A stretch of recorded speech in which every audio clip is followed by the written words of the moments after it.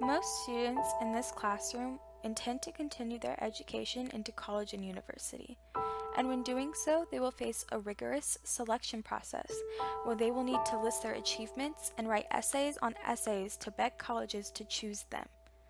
Some people appreciate this process as it weeds out students who are not dedicated to their education, and they believe that dedication can be reflected on their resumes. The problem is this bias towards students who have advantages to fill a resume.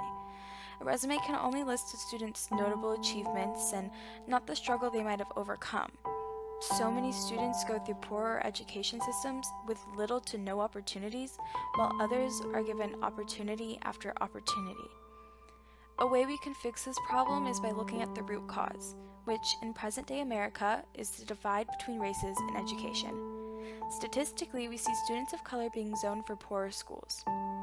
William Julius Wilson, a respected sociologist who studied the outcomes of children in America, noted that it was possible to walk into a nursery of newborn children and correctly determine their chances of success, only knowing their race, class, gender, and family background.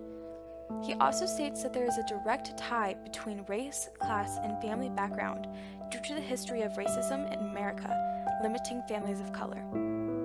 I believe that every child deserves equal opportunity in education. But as that is not the case, there must be action to help students currently facing inequality. There is an underlying system of racism in America that has remained since the creation of America. And while I hope to rid our country of these problems, I understand that it will take a long time, and right now students need a solution to be able to better their lives. Currently, we see a divide in America, especially in housing. It is eerily reminiscent of segregation, simply because it is a direct attribute of segregation. Although segregation has been illegal since the 60s, we later saw that the companies that sold homes in the time of a large housing boom still refused loans to families of color. This caused these families to be forced into or forced to stay in low-income housing. This then reflects into schools of these communities as they are overcrowded and underfunded. The families of these communities have to work so much harder on average to feed their families, the students then having to take up much of the work and simply exist in a community that is not encouraging. There is a cycle of crime in places where there is a large population of people of color because of the youth being refused educational and career opportunities, and then are later encouraged to join gangs to reach monetary success. These are just daily issues we see in neighborhoods, and to pretend they don't exist is doing an extreme injustice to the youth of these families. Affirmative action is the current solution to the problem. Yes, it is just a short-term fix, as racism in America is so much deeper than college acceptance letters. But we cannot let perfect be the enemy of the good.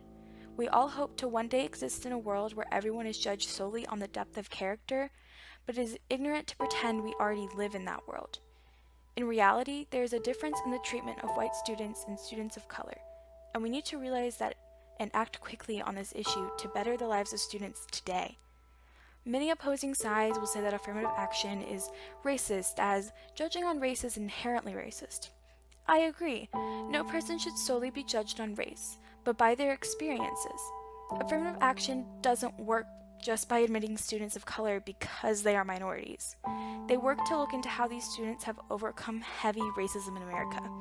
Their resumes may lack a few things of their competitors, but a white student can rarely speak on the outright hateful attacks they have received for their race, and how they had to grow up in a community where they were forced to think very little of themselves, because years before they were born, people had decided that their race of people was unworthy.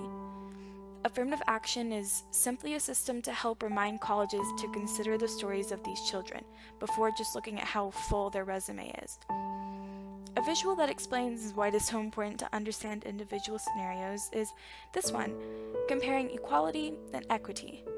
We see that both help people achieve their goal, but equity is specific to the stories of an individual and how much they can require. In this scenario, they are just trying to watch a sport game, but affirmative action takes equity into the real world by helping students who are educated in these unequal systems. All in all, affirmative action is a fix students need today. No student of color is asking for special treatment, but rather just to be given a fair chance. The racism in America has stalled their progression and caused a repeating timeline of playing catch-up.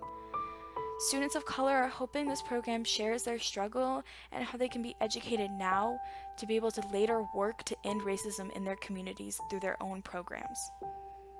We all hope to one day see a world of people being treated equally, and by allowing students at a disadvantage to be educated equally, they can help share their knowledge and create that future.